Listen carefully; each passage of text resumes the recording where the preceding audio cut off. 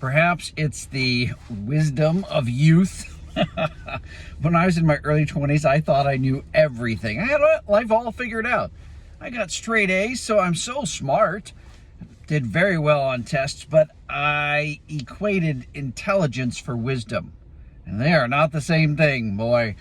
This time in my life, I look back and I just cringe at some of the decisions that I made. But one of those was comparing myself to others and doing it in a way where I always came out better. I always looked better than the people around me in my own mind. But how that came across to others was better than them, better than you. And it kind of separated and isolated me from others. And what I discovered about a win-win life years later was that if I looked to find what did we have in common, what did we both enjoy, appreciate, like, share in values, that was more beneficial for both of us. That was win-win, and that fed my curiosity. So when I would meet with someone for the very first time, I was actually going in with an intentional curiosity to find out, what do we have in common?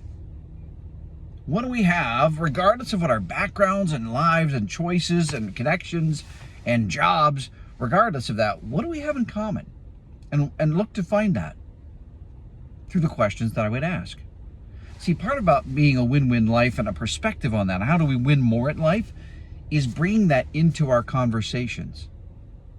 It took me years to figure out I can't judge a book by its cover. And I know we've heard that saying probably our whole lives, but what does that mean? What it means is you've got to ask great questions in order to find out who someone actually is.